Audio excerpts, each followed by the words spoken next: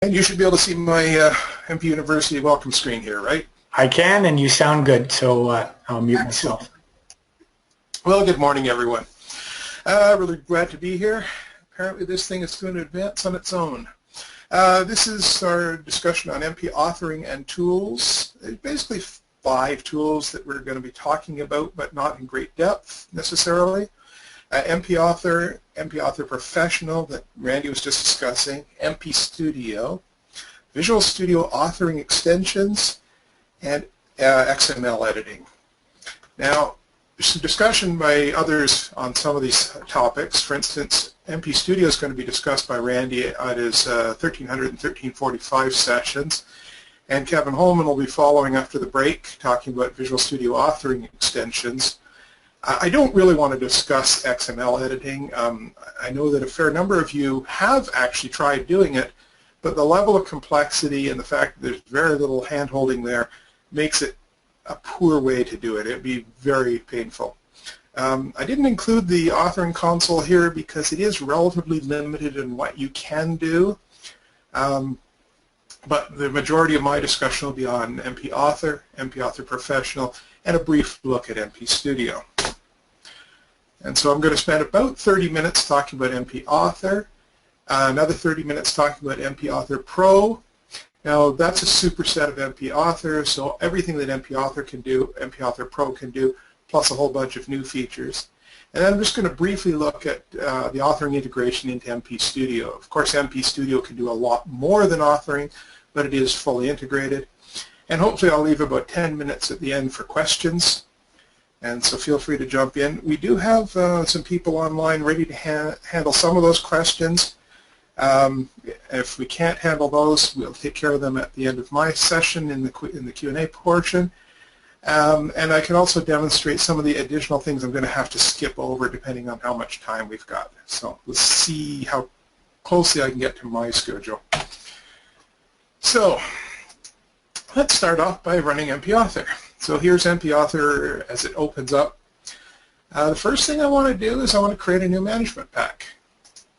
So I click the New button here. I click the New button here. It gives me some introductory information here. I'm going to change the name here to mpu.windows. I will be creating 2 management packs during my demonstration, one for Windows, one for SNMP devices. Technically, you could put everything you need in one MP, but it really is much better to separate things out on a per MP, per application, or per device basis. So we'll just put all the Windows stuff in one MP and we'll do the SNMP stuff later with MP Author Professional in a different MP.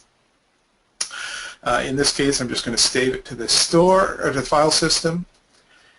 Whenever we create a management pack, we have a choice of which set of references we want to include based on the various versions of SCOM that we want to support. So we support everything from SCOM 2012, the original release version, through Service Pack 1 and Release 2, up to, including, of course, SCOM 2016 now. We also have different sets of references that we can include for Windows versus SNMP. I'll show that a bit later, but for the time being, I'm just going to create a new Windows Management Pack targeted for SCOM 2016. We have code in this wizard that would guide you through creating a complete, simple management pack, but I'm just going to create an empty management pack, and I'll add the parts I need separately. So like all of our wizards, it gives you a summary. You can go back and change things if you need to, but we don't need to, so I'll just click Finish, and we create the new management pack. So just a general outline here. On the left here, this MP Contents window, that one there, we show the contents of your management pack, so classes, diagnostics, monitors, those sorts of things. This list shows what is in the management pack or where you can right-click to get a context menu to create something new. So we don't actually have any classes in this management pack, but because we can create some, and we're going to, we show that entry. If you open an existing management pack with a lot of other things, you'll see a greater list here. This tends to simplify things. So let's go through the creation of a simple registry class and discovery. Now, in previous releases, we referred to this as a target. Tended to confuse people, so we now have changed it, so we are just showing it as classes and discoveries. But when you create a registry, WMI, or script class, we also create the class and the discovery for it. So most of our wizards start off asking you for the name of a system or a device in the case of SNMP, where we're going to query to get live information to help you browse and create a much better management pack by not requiring you to type in things. In this case, I'm just going against my local machine, but you can use the Browse button and click and select any machine on your network that you have privileges on. Here we get to select the registry values that we're going to use for the discovery, this is the top portion, and additional properties that we're going to create on the class. So I'm just going to go in here, and as typical, you would go through and choose something in software as a good example. I'm just going to pick this ASUS driver here, and what I want to see is that it's installed, so we want to check that the version is here. So I'm adding that as the thing we want to discover, that this registry key, its entry for version, has to have that value.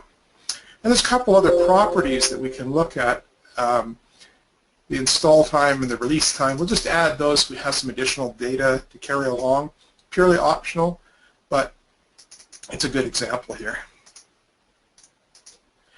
The properties we created that we're going to create for the class, we can now set various properties about those. You know, what the data type is, and both of those were strings.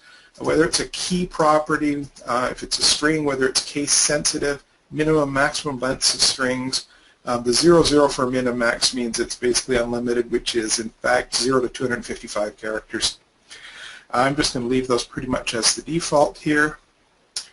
Now we get to specify a name for our class.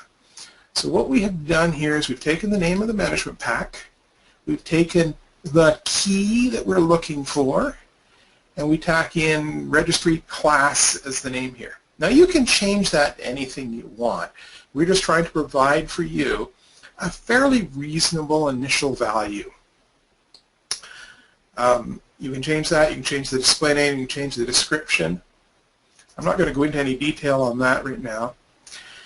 Now every class in Operations Manager has a base class except for there's a root entity, which is the only thing that doesn't. But our base class defines additional properties that we want to inherit for this. And what we're doing is we're doing an application, so the base class of Windows Local Application is a very typical base class, so we've pre-selected that. But of course, from the drop-down, you can select any of the, must be close to 100 classes there that are available in the reference management packs. You could have added additional reference management packs if you needed to. We don't need to, so we'll just continue with this. Now, as I mentioned, we identified the target, the class itself. This is the identification for the discovery. Now, it's pretty much the same name, management pack, what we're looking for, where we're looking for it, and the class, and then we tack discovery on the end so that we have consistent naming between the two of them. Now, if you change the class name, it would have been reflected here. It's usually a very good idea to come up with some naming convention that's common for your application, for your system, for your company perhaps, and stick to it. It'll make life a lot easier.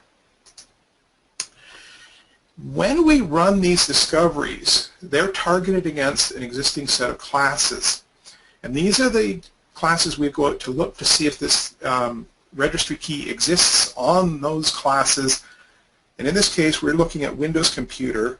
It's a pretty good example, but I'll be showing this in greater detail later. So we'll just skip by that. We have an expression. This is the discovery expression, and you'll recall earlier that I mentioned we're going to look to make sure that this attribute equals that particular value.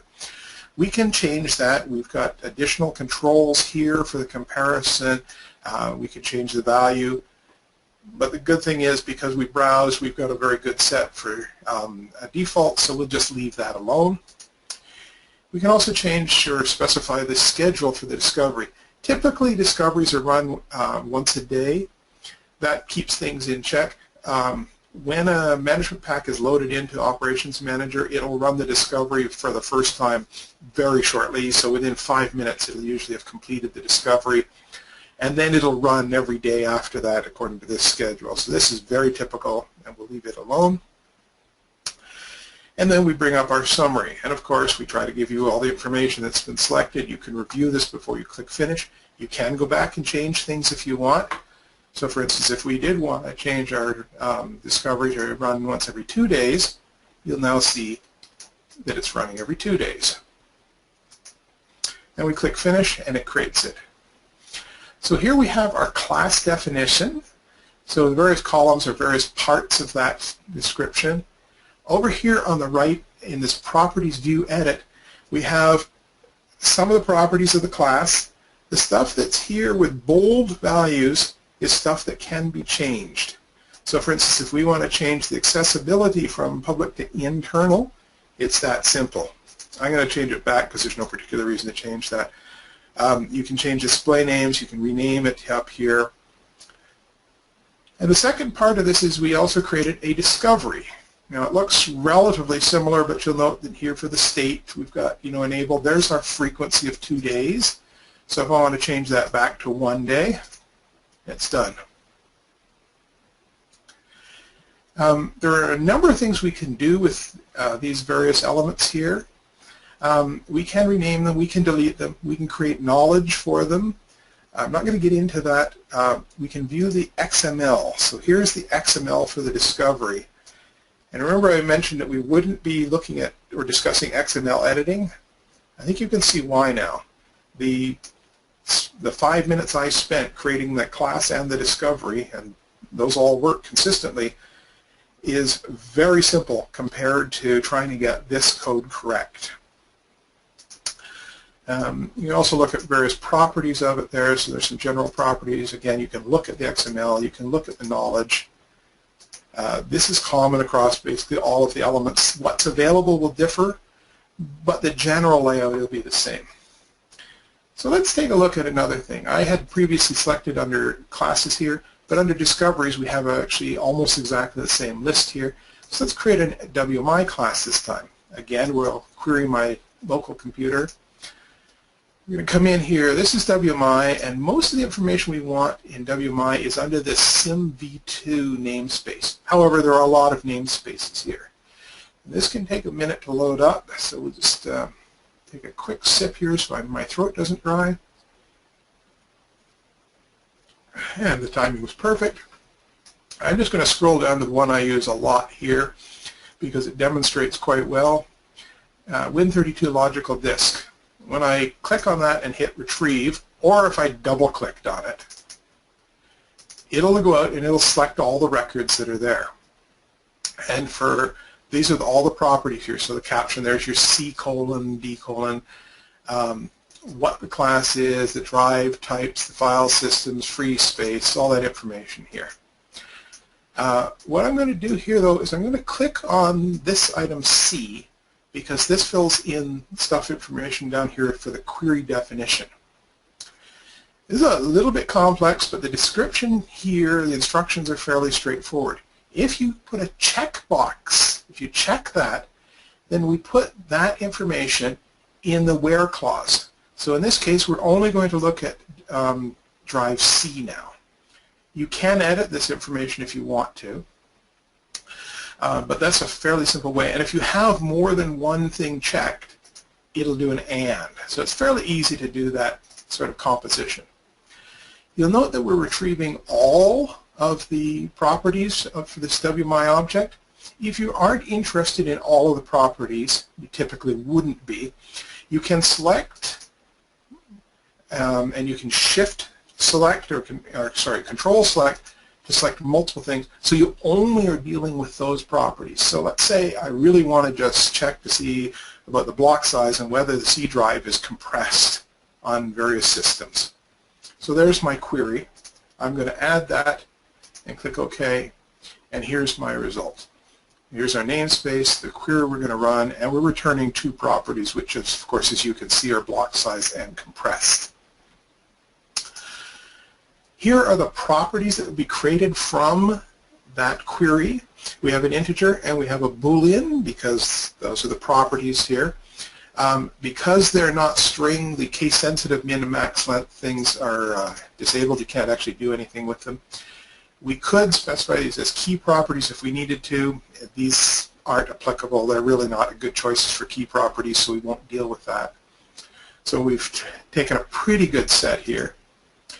Here's our identification of the class. Again, we've used the management pack name, the namespace, the object within that namespace, and then it's a WMI class that we're creating. Our base class will stick with local application again. We have the discovery identification, which is the same as the class name with .discovery on the end. Our target, and again, I will be coming back to this later, but we'll just stick with Windows Computer for the time being. Our schedule at 1 day, and create. Let's ask Mike when he's done.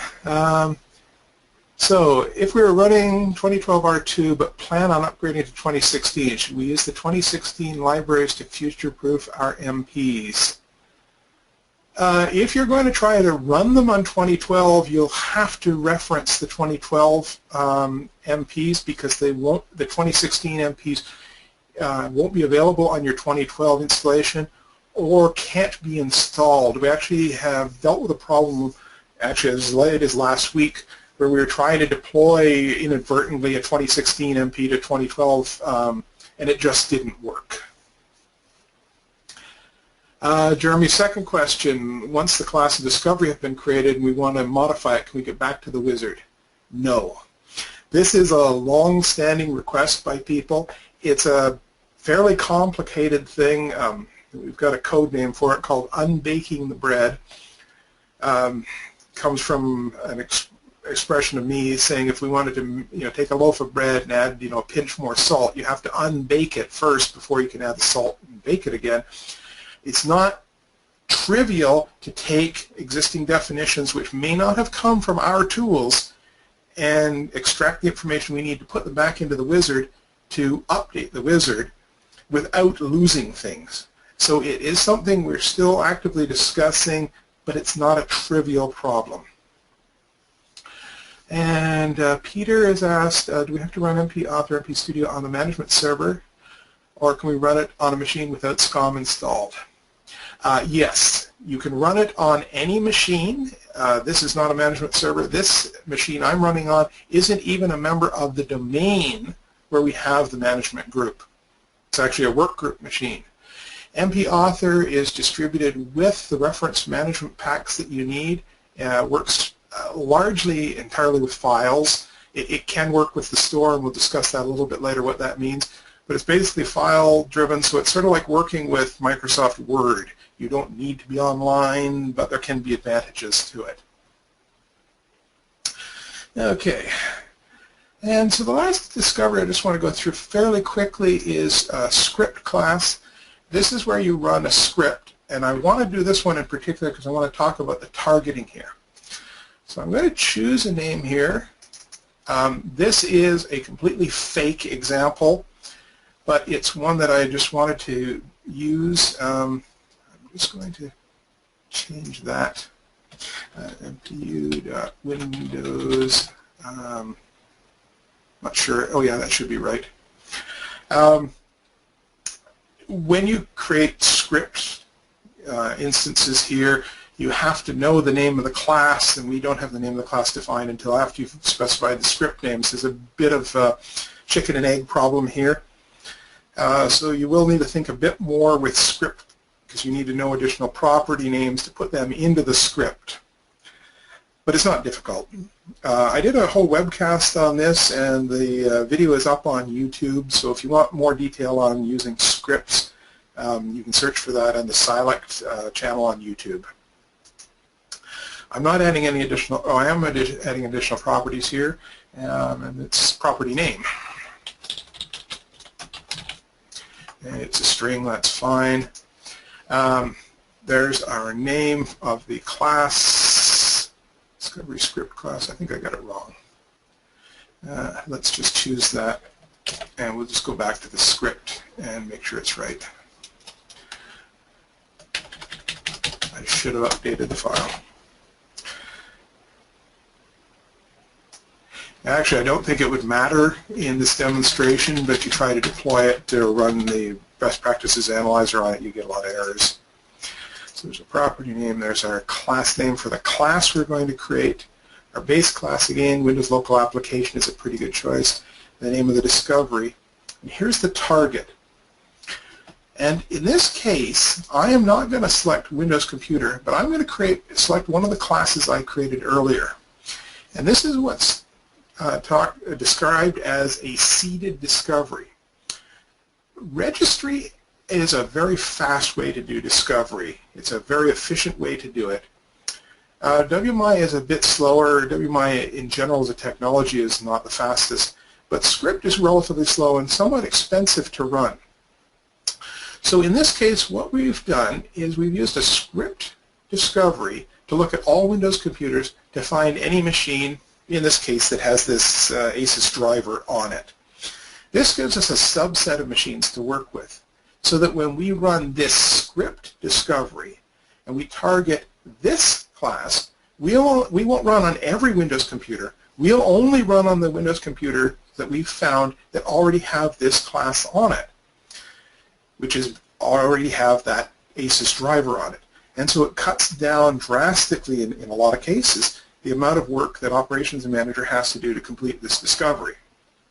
The script isn't run on this many systems, therefore it's much more efficient. And so this is seeded discovery, and it's something I did want to mention in some detail here. Our schedule again, and our creation page, and there we go. So that's our target creation. Any open questions? Can you use author to create fragments for VSAE? No. No relationship whatsoever. I'm sure Brian will be talking about that more later, but unfortunately MP Author has no relationship whatsoever to the VSAE stuff. Now there's one more thing I wanted to create here, which is a group, and I decided I was going to call that Windows, not virtual, machines group. This is an example here. And we're going to add all Windows computers, and we're going to put in a property here, which is we want to look to see if virtual machine is true. And so with this group, it'll now show us all Windows computers that are actually virtualized. And that's how easy it is to do it.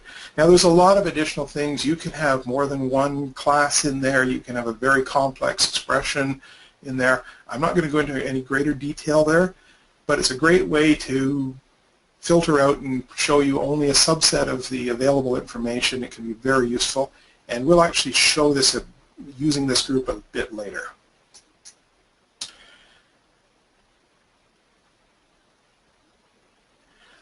With seeded discovery, you run the risk of the discovery taking up to 24 hours if both the seed and the script have one-day schedules.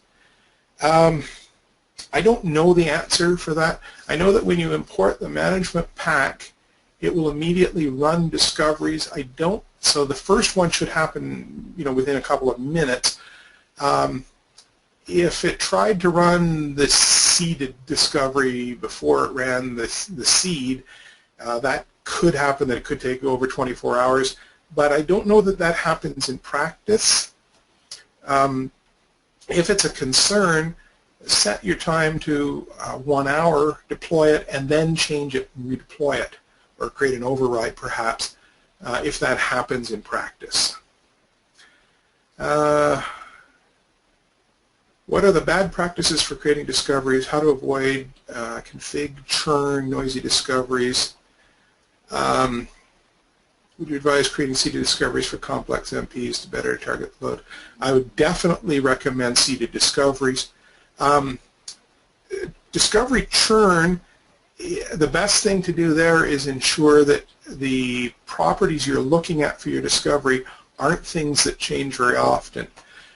For instance, I had looked at a C drive for the WMI one, and what I was looking at was the caption. Well, that isn't going to change. You know, almost every Windows computer is going to have a C drive, and it'll always be there, so that discovery won't change every day. I could also have looked at, for instance, the free disk space, but that changes minute by minute, meaning that every time the discovery runs, it's going to try to create new objects and update them and can be very noisy.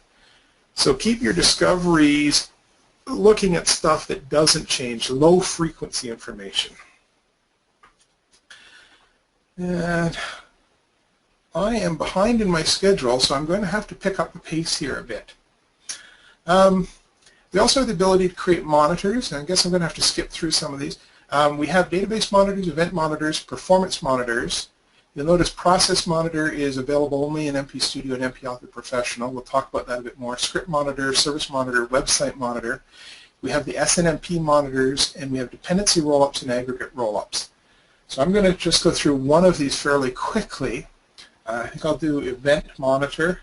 I had sort of hoped to do some more of these, but I'm not as fast as I thought I was going to be.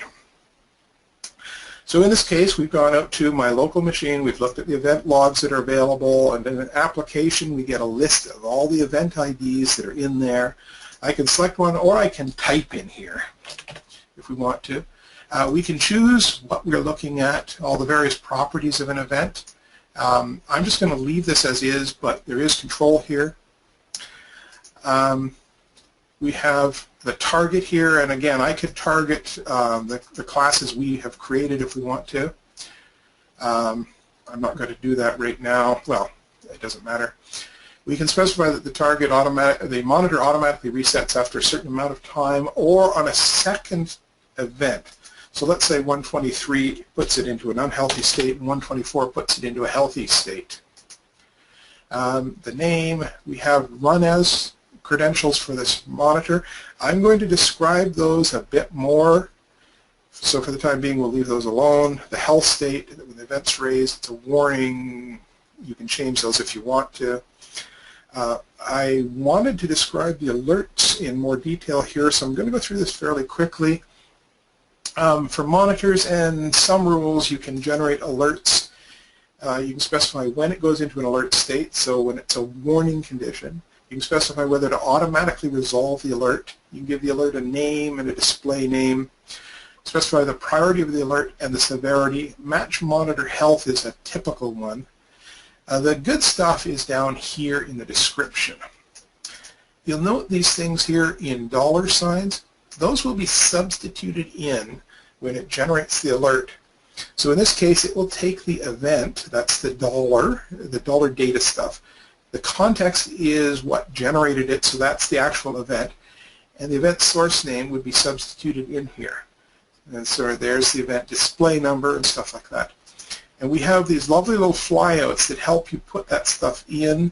So you can put in the data from the event. In this case, this changes depending on what it is. The target, the host class, and you can even put in information about the group, the management group, and the group name. So you can substitute all those in. You can have plain text in there as well. So I'm not going to do more on that, but there's a lot of things you can do there. You can make some very nice looking alerts. And we'll create that. So I'm not going to discuss any more of the monitors. Let me quickly go through rules. We have the ability to create an event/alert rule that looks at an event and can generate an alert. We have performance rules and script performance rules. Let's quickly go through, say, performance rule, just as an example. The machine we're going to get the performance information from. So here's all the performance objects that are available, processor, the various instances on this machine. the various counters that are available, so if user time, we sample every 5 minutes, our target, the identification, rule options. We can create a view for this performance. We can also save the information to the data warehouse, and from the data warehouse we create a linked report as well. We can schedule how often this will be run as a performance counter, probably something good like 15 minutes, and we'll create it. We have views that can be created in MP Author. So alert views, performance views, those sorts of things. So alert, dashboard, event, performance, and state view. Let's quickly go through the alert view. You can specify where it appears in the console and what the category is. This is the root folder, but of course you can go to any other available folders. You can specify the alert severity. So let's say we're only looking for error alerts of high priority that have not been resolved. You have a choice of alert sources here, which is all, or you could look for an individual monitor in this case. You can specify the target, you give it the identification, and you'll create the view. Like I've said, we do have additional views that we can create, but we just don't have time to get into those in this part. If we have some time at the end, we can get back to those. And then there's a couple options here on the root that you can do. You can edit the references to add additional references, delete references, rename them, that sort of stuff. You can check for missing display names. Now, when MP Author creates things, it always creates display names, so we won't find any, but if you're bringing in an existing management pack, you may find missing display names. You can add them, and you can add them in various languages as well. You can run the MP verifier. Now, this always complains about classes and relationships in unsealed management packs, which is what these warnings are. So that's normal, but there's no other complaints. You can run the best practices analyzer. And this does a very thorough investigation of your management pack to make sure that everything's good. And so it gives some summary information here, passes, percentages, that sort of stuff. At the bottom it has the details. And what I like to do here is just turn off the past stuff. And then I can look down here, and in this section, of course, there's nothing showing because everything passed. And it's only when we get down to this item about knowledge articles that it tells us we haven't added knowledge articles for any of the things that we've added. There's a couple more messages that will probably be down here at the bottom. The view doesn't like the order here. That's something that could be dealt with. And this last one, you may run across this, is basically a spurious message. It says alert should have name and description defined, which we have done. I've tested this multiple times by deploying to the server. It all works. For some reason, MP Best Practices Analyzer just loves complaining about that, and it's a spurious error. I'm going to save that management pack. We're just about 2 minutes over what I thought, so that's not too bad. We have nothing. Okay, that's been dealt with. How to approach creating a web transactions. I have to come back to that one. Custom dashboard creation. It does, to a degree, that we have a dashboard view here where you can select a grid and you can put in individual parts of the grid, different views here. But that's probably not what you were looking for, but that's what we do for support. So I'm going to quit MP Author now. I'm going to a different window here. Go to the correct window. I just need to put my license file in for MP Author Professional. And I'm going to restart this. And now it says it's MP Author Professional. I'm going to open up that management pack again. And when we do it, we now have additional choices. So under monitors, we didn't have process monitor. We didn't have the aggregate and dependency roll-up monitors. With Author Professional, those are available to us. So let me get my notes and see what I wanted to discuss with Author Pro. I'm going to give a brief discussion just on classes and relationships. Brian Wren has a really excellent series of courses in the Microsoft Virtual Academy, and he describes why you'd want to do this in great detail. But Professional allows you to define a class without a discovery. This is used for creating the overall health model, and relationships between classes. So if you had an application that has a server component and a client component, you can create classes for all three of those. You can create the relationships between them. You can use that to roll things up. I'm not going to have the time to do that, so we'll just mention that those are available to you. New monitors that are available here is the process monitor. Again, which system we're going to look at for a list of processes. You can, of course, change that. We show the processes, how much memory they are using, how many instances there are of them. I'm just going to choose this guy. We have our target. So again, it's chosen to use this registry target that we looked at earlier.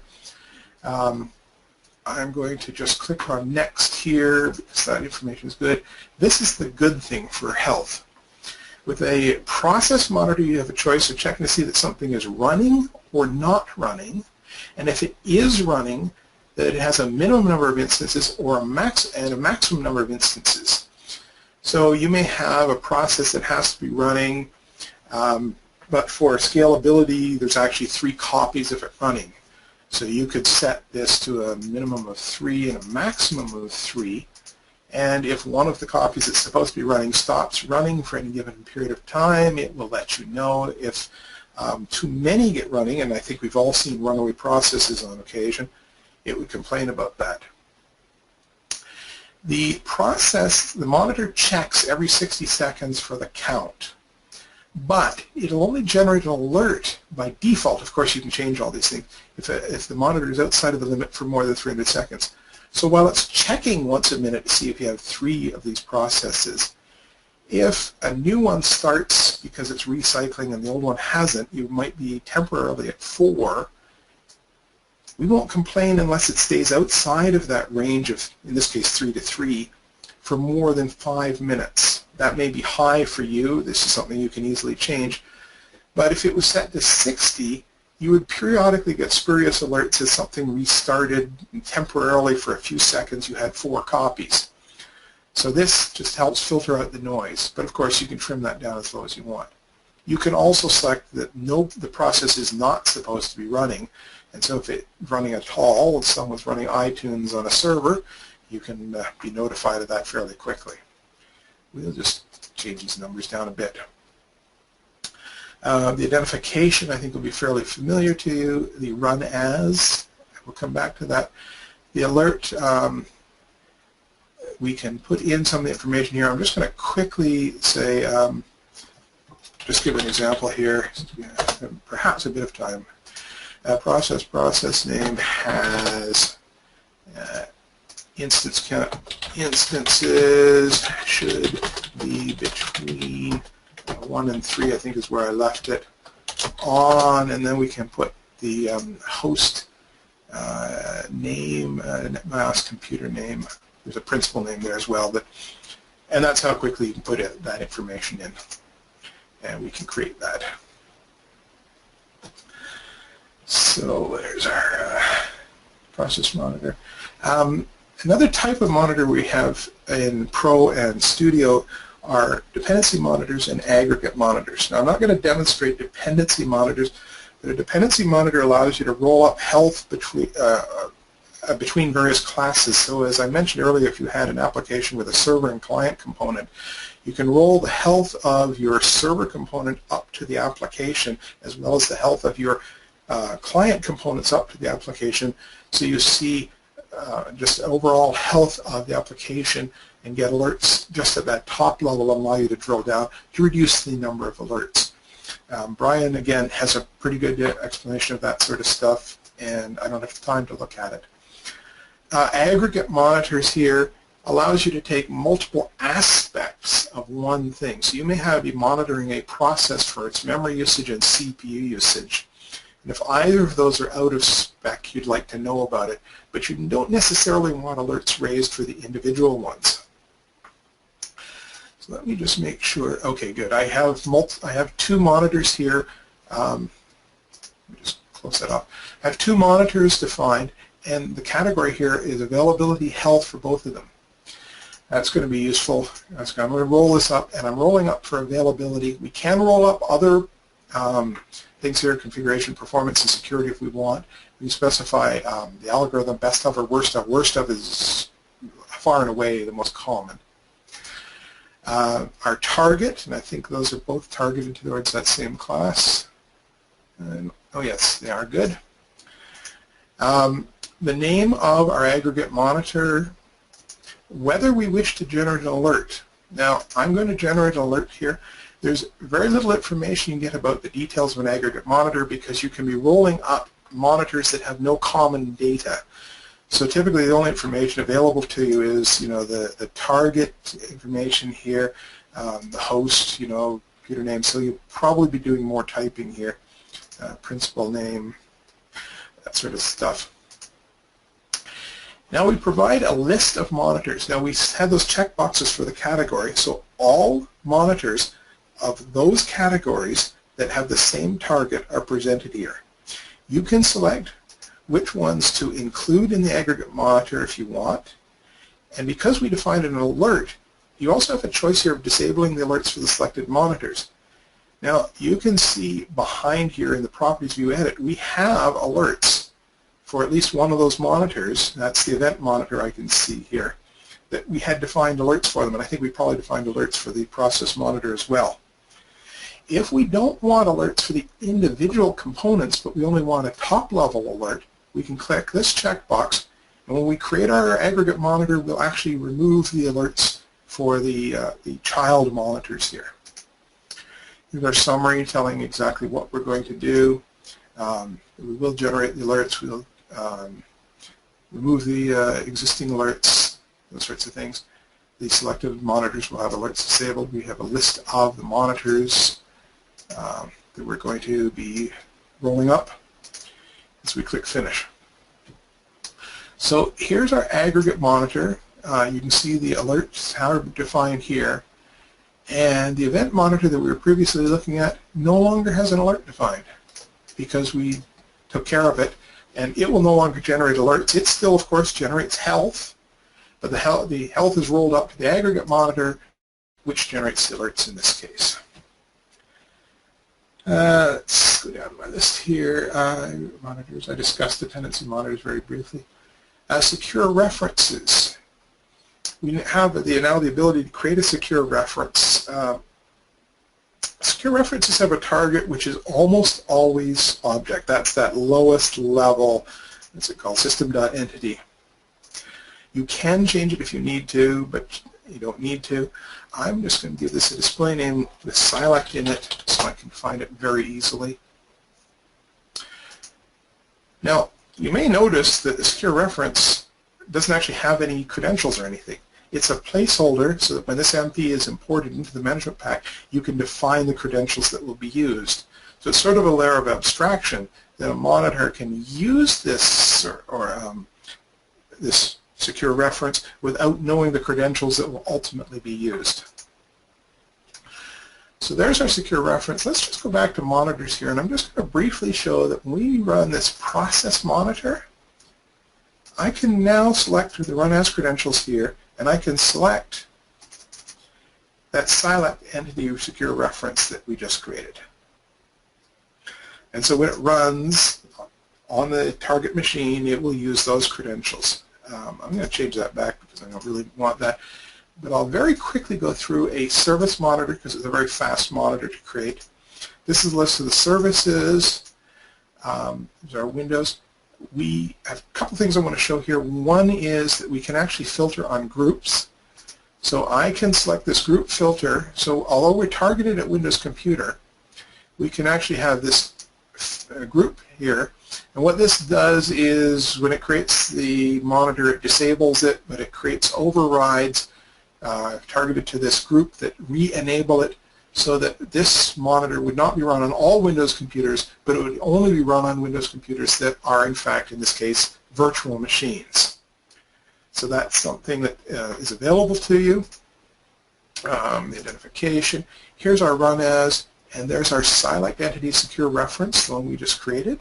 So this is where we can specify it initially, but we can change it later, of course. Our health, whether we want to generate an alert here, and we'll create it. And so if we look at the service monitor, down here, we have our run as credential specified. Okay, so quick look at my timing. I think I'm okay here. Some of the new features in 7.1 is the ability to create tasks. So we can create Windows Agent command tasks or script tasks. The difference there is what's executed. Command task executes a single command line. Script can execute a script, a JScript, PowerShell script, or a VB script. That's the difference. Everything else between them is the same. We also can create diagnostics and recoveries, which are quite similar. So let's quickly go through this with the simplest of them. Let's create a task. I'm just going to create a command line task. We have the target that we can use. So we can specify our seeded task that we did earlier. We can specify a command line here. Now I'm just going to use ping. There's a couple things I want to show about that. You'll note that it's substituted in the environment variable window here.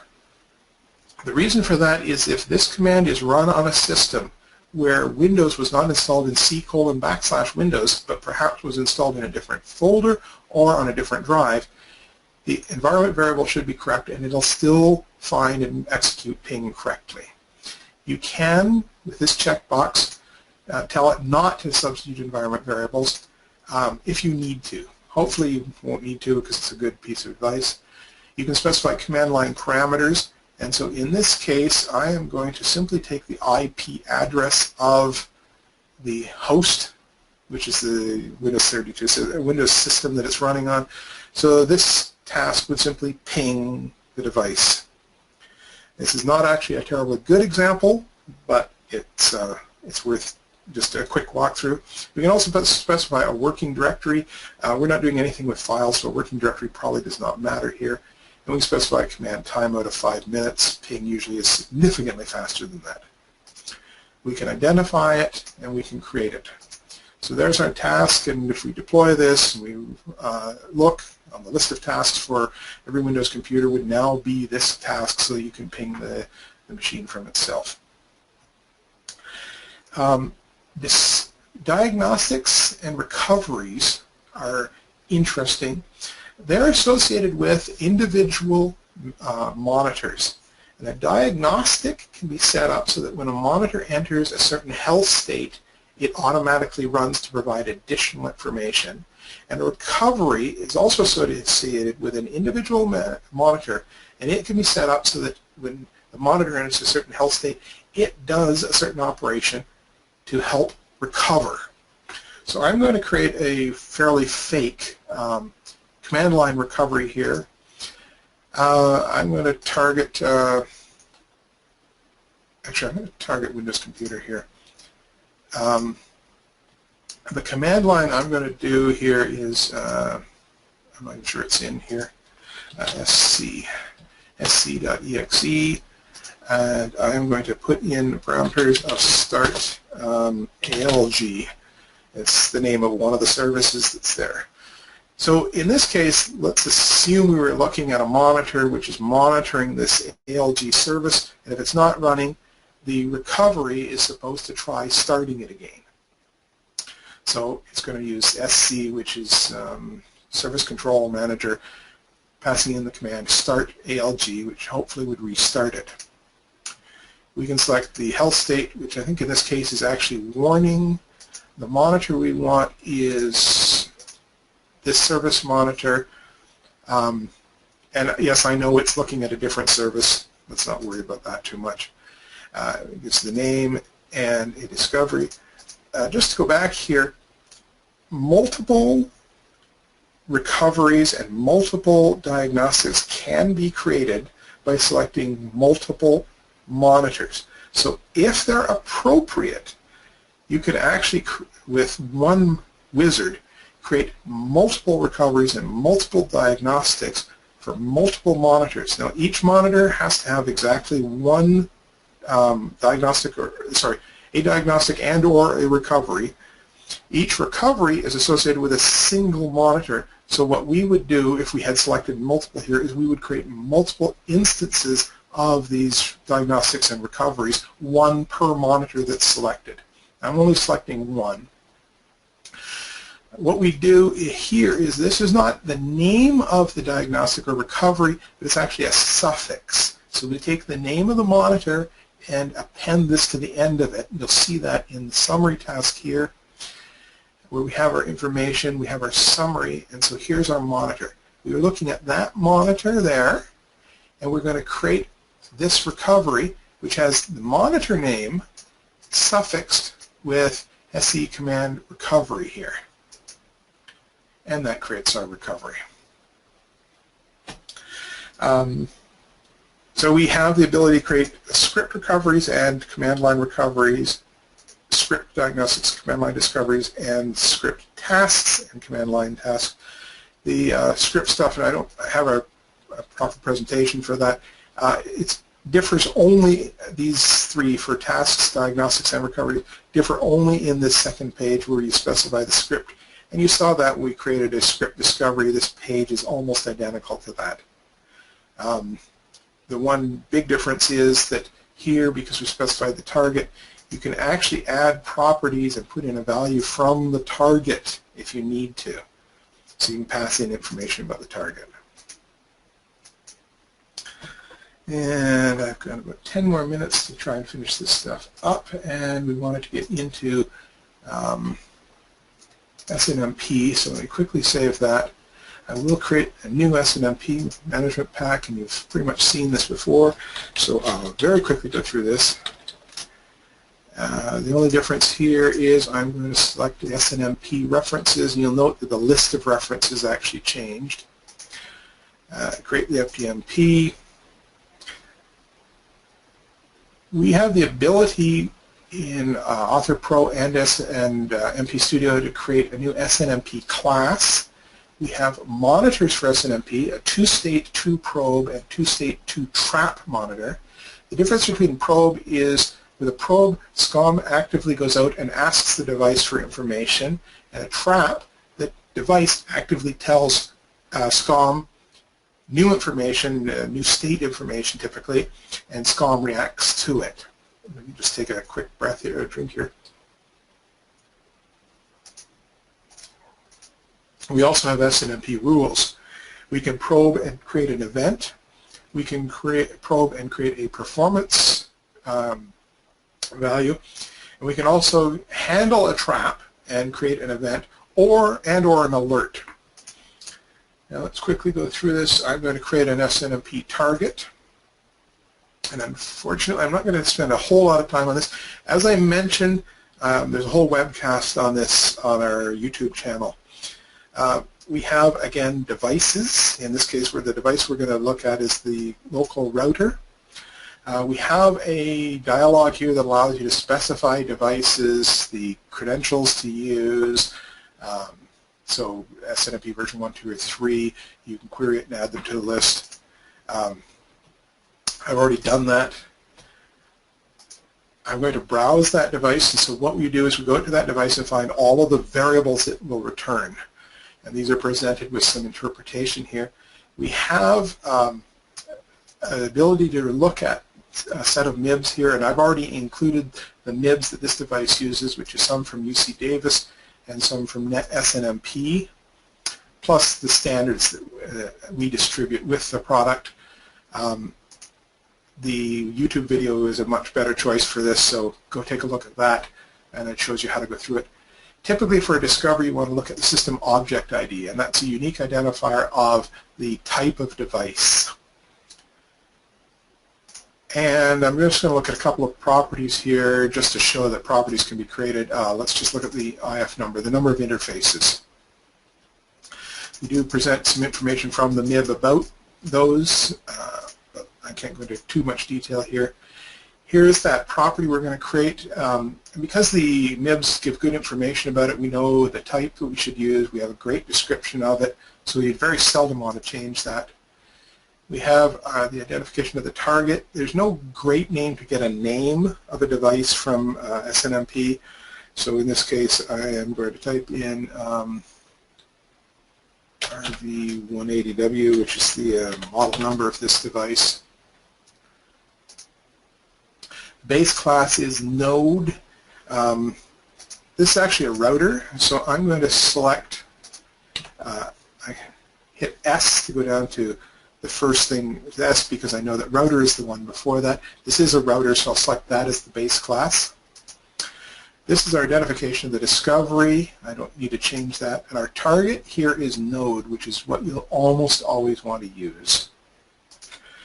Here's the expression that we need to match to discover this. So we're going to go out to that device, we're going to query it, we're going to get that system object ID and make sure that it matches that value.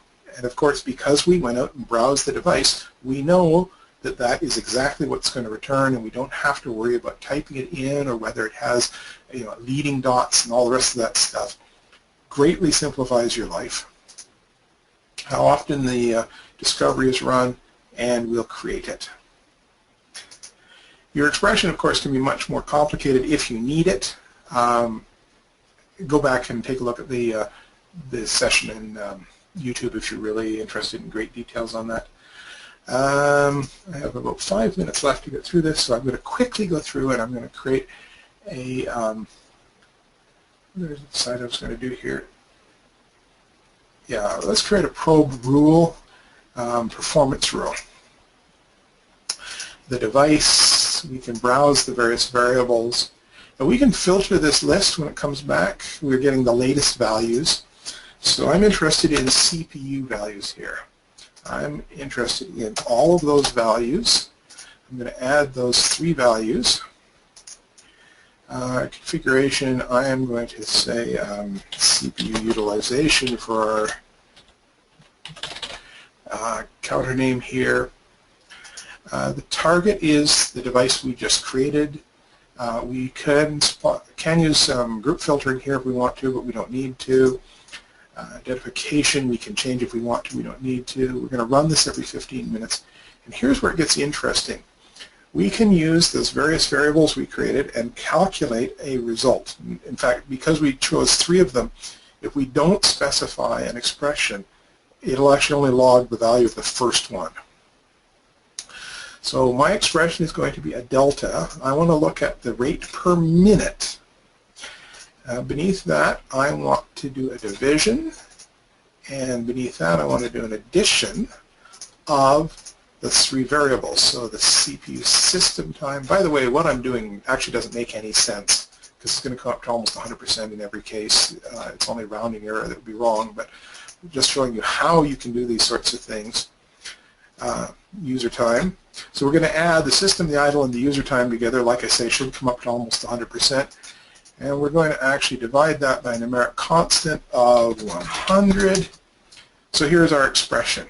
We're going to take the CPU time, add it to the idle time, add it to the user time, and that gives it that value. We're going to divide it by 100, and we're going to use this delta calculation. And so what this does is it gives us a rate per minute. So this will give us a filtered, more smooth look at the CPU usage. Again, this is a useless example, but it just shows you some of the stuff you can do with this. And so here's our expression, and we tell what we're going to probe and what the expression is we're going to use to create that, how often, what it's going to do. It goes to the data warehouse and that sort of stuff, and there's our rule. Just to quickly discuss what else is available, the two-state, two-probe monitor goes out to the device and it will query 2 different variables or sets of variables, has 2 different expressions, and we'll use those expressions to calculate a healthy and unhealthy state and generate alerts. The trap monitor, very quickly, we go out here and we get our list of traps. And I'll just quickly select the link up and link down traps. I'm not going to go through this in any great detail here, so link up is our first one, and we'll use link down is our first one, link up is our second one. So those are the traps we're willing to catch from this device. Probably not performance availability here, our name, our run as credentials, which there might actually be one here that's more applicable for SNMP. This is our expression for the link down, and in this case I'll do a very simple thing. This is a list of these ones here with value of what's been returned from the trap. We got that out of the MIB. So let's say we only want to do this for interface 5. If it goes down, and we're going to do the same thing with when it comes back up, we'll go to a healthy state. If index equals 5. And there's our health state. If it goes down, it's a warning, and so the second one is success. We can generate an alert by it. I'm not going to fill in any values here, and we create it, and there we go. And that's simple. We handle link up and down traps for a particular link, and we'll generate alerts for it. Those for the monitors and the rules I won't be demonstrating. We can probe and get event information, log the events. We looked at performance. We can also handle traps to log them as events, and we have some rules that we can apply, whether we're going to generate an alert on it, and we can specify an alert. So that brings us right on schedule. So let me save that.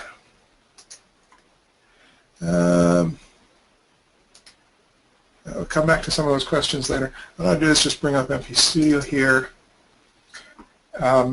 We are on schedule, so I should have time to catch up on some of these questions at the end. MP Studio here. I want to take MP Studio. I want to create a new folder. I want to call it MPU because I want to put my MPU files in there. I want to add a management pack from the file system, and hopefully it remembers. There we are. So here's the management packs we created just a couple minutes ago. I'm going to add that one. Get a description. I could have changed that if I want to. And so here's the management pack we had just created. I've now imported it into the store. This can be shared between multiple users. And you'll recognize this window now looks almost identical to MP Author Professional. Okay, and I'm just going to pin that back here. All the same stuff is here. You know, trap event rule. I will scream through this. Give me the traps. Let's look at the Sonic wall. Good. There is a particularly good trap here, which is, where is it? Intrusion detection. Happens to come up a lot. If you're not aware, your systems are under attack at all times. So here's our event. We try to give good names, fill things in here. When we're dealing with traps, we also have a checkbox here to ignore the SNMP version. Some devices that would be queried with SNMP version 2 would return version 1 traps, which would be ignored if you pay attention to the version number. Our target is pretty predictable. Here's the expression for the trap where we can add a lot of stuff here. And I'm going to just quickly add something that if the destination IP address happened to be 1.2.3.4, then we're going to generate the alert, otherwise we don't. Identification. We will generate the alert. We can fill in all the information we got from that trap. This is the value stuff here, the OID. We even can tell you the syntax, which you probably never want.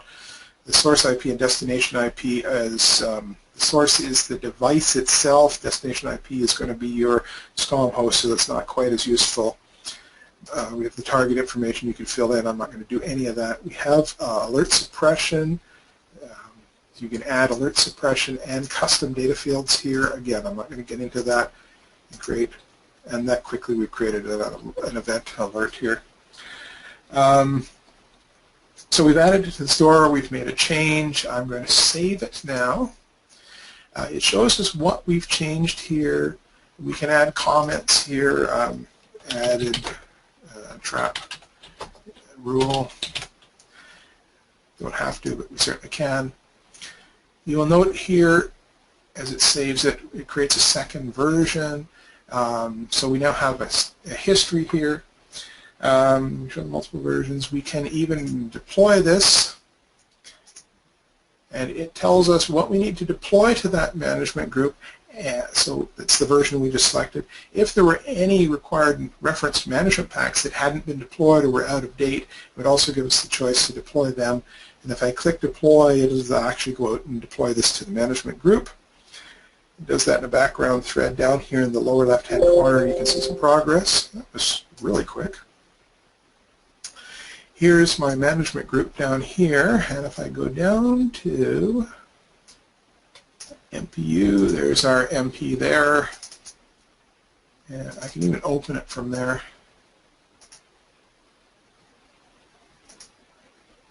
What's it doing? Might be refreshing something.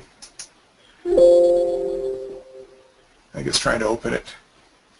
It takes a little bit of time to fetch it back from the management group. I'm actually across a relatively slow VPN link, and so it's nothing too quick. There we go.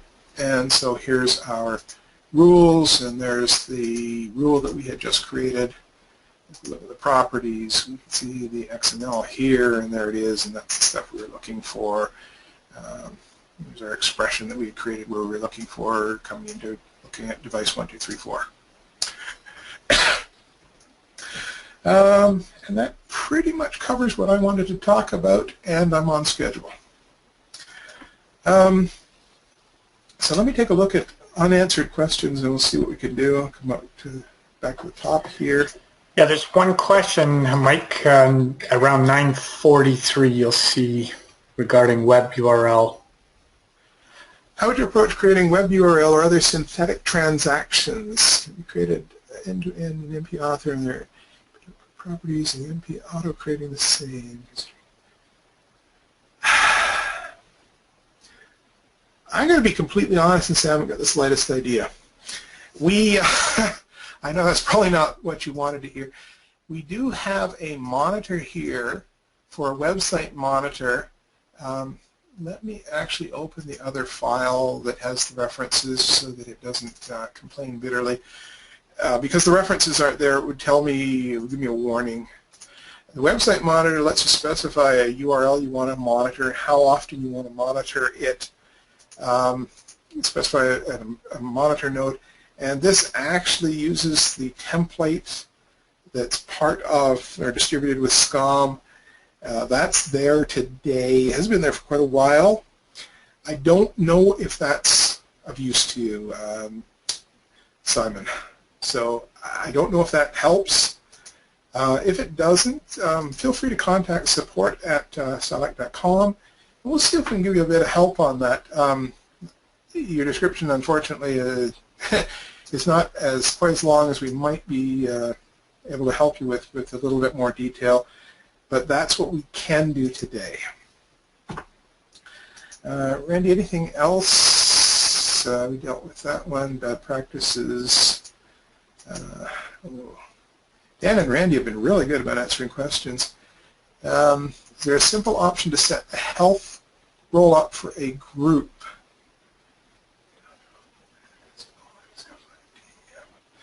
So Roy has asked, is there a simple option to set the health roll-up for a group? I don't know. We have aggregate, but that's not what you're going to really want because it's only looking at unit monitors. I don't think we can do it. I'd be interested in hearing a bit more about that, but I don't think we can do that.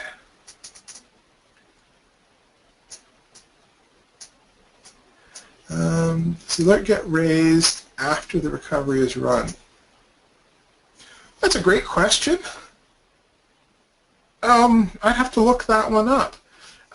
You would hope that when the health state changes and it gets into an unhealthy state, that if it has a recovery, it would run before we're generating the alert. But I don't know that it does that. Maybe somebody else who knows can speak up. It's entirely possible that the monitor gets into an unhealthy state and the alert is raised. Then the recovery is run, which may bring the monitor back into a health state. And if the alert is set to automatically close, it would disappear, but it may pop up briefly. But I really don't know. That's a great question. So hopefully someone else who knows can just add to the chat window.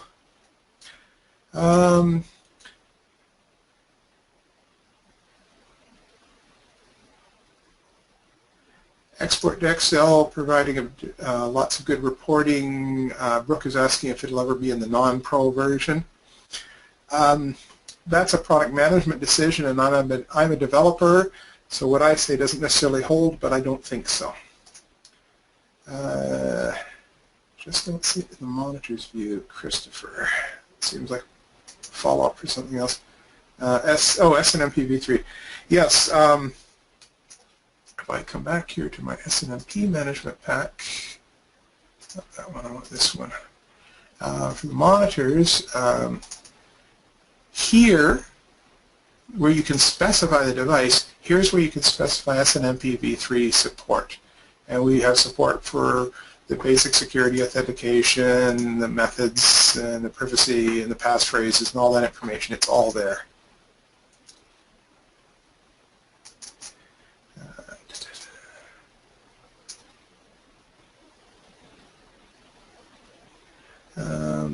And then we have a create component group with the group related from group. SNMP v3 is supported on traps. With traps, often the best thing to do is ignore the version.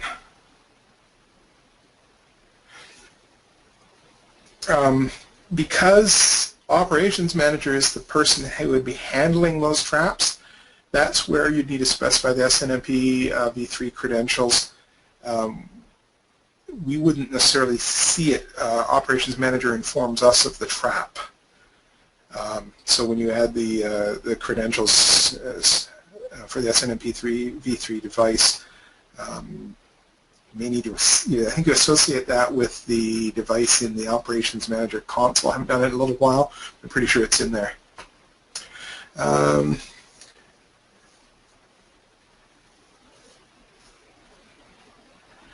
No, we don't have any ability to execute a specific command based on SNMP probe result, Stefan. If you generate an alert, sorry, if the monitor, if the probe monitor and it goes into an unhealthy state, you could do a recovery which would run the command, so that would probably do it. APM monitoring in MP Author, I don't believe so. To create monitors to check ping connectivity from one agent to another.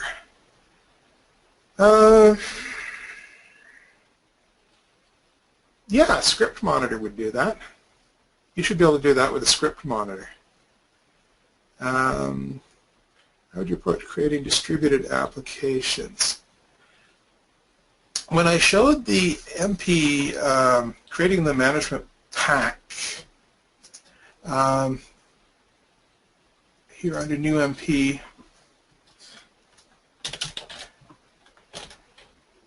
we got down to here, there was a choice to create a single server application or a distributed application. And what this does is guides you through creating front-end, middle tier, and back-end roles, and monitors for each of those roles and how they're rolled up. That may be what you need for a distributed application. In the end, it creates a health model with classes and relationships. You can do all this manually, but this may give you a good start. So take a look at that one. Have used this link to roll up Health Customs Group. I'll take a look at that, Bob.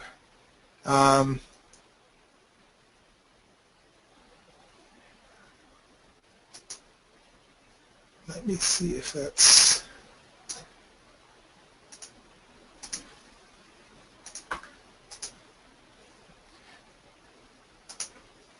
Actually, it brought that up on a different monitor. Let me just switch it over here. Monitoring availability of health and group in SCOM. So this is something like Abdul Karim telling how to do that. Remote monitor. So I'm not looking at this. I'm really not sure how helpful this is, but I'll put this into the chat window. That may help. And down here. Got enough questions. I'm actually starting to lose track here, so let me just go back here. I'm not sure I've caught all of these. My workplace trying to integrate VMware VROps to send SNMP alerts to SCOM. If it can send an SNMP alert, it should be able to send it to SCOM.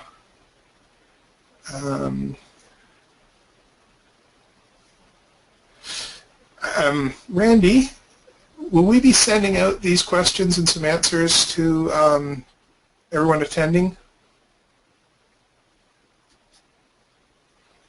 Randy is searching for his mute button.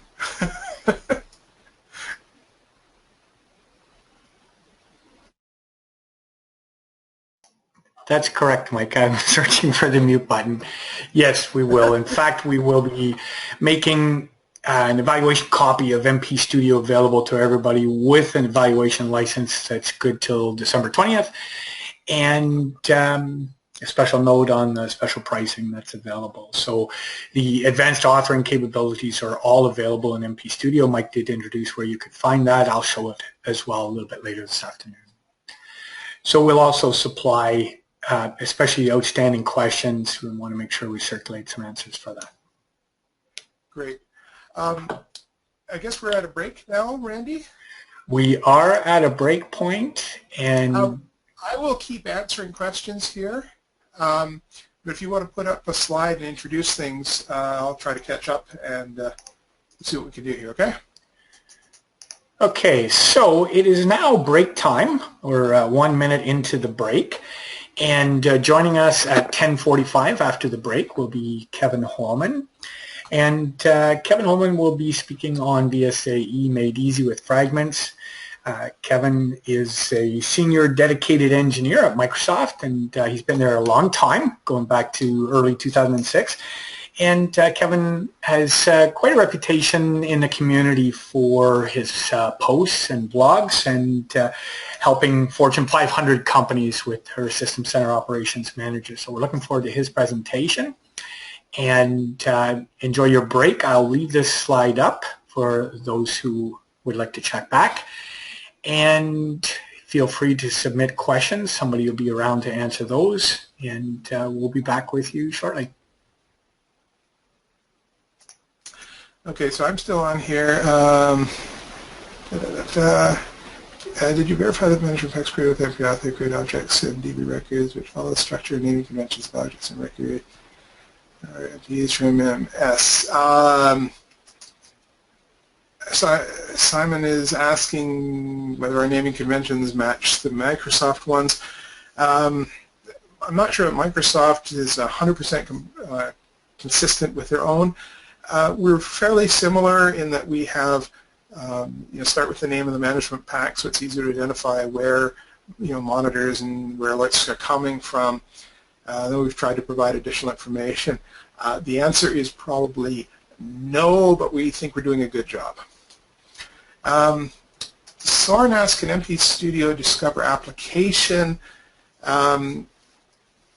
I think the answer to that is yes, and it was part of the example I gave earlier where I created a registry discovery. In that case, you would look through the registry for the software key to see if the application is installed. There should be something in the registry, location or something like that, and you should be able to do that. Depends on the application, of course, but it's probably well supported.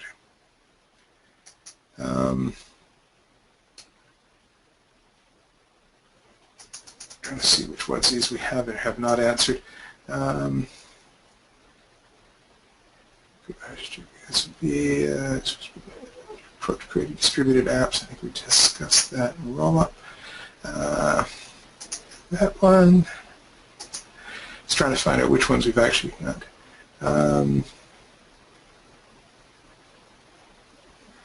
Okay. Oh, and Stephen Peck has got some information here about the pings. Let me just bring that up and quick look at that. That's from OpsLogic on how they're doing it. Oh, it's the OpsLogic Management Pack. We'll send that out. Okay, that's. We did have somebody asking, they were trying to install and they get a message basically saying the digital signature can't be validated. We sign our package, and some OSs, especially hidden behind firewalls and away from the internet in the back room, often don't have access to be able to go out and verify the signature. So if you run into that problem, contact support at silect.com, because we have a document that shows how to install the certificates, and we should be able to work through that for you.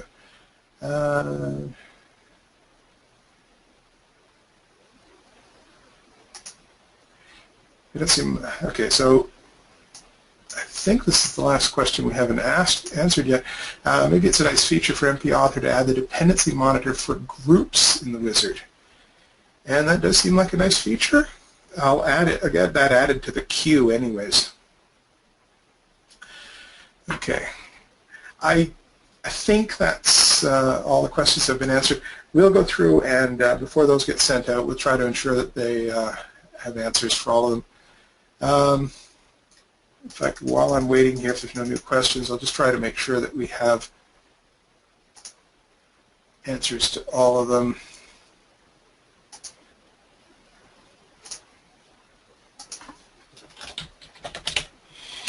Some of them I've just described earlier.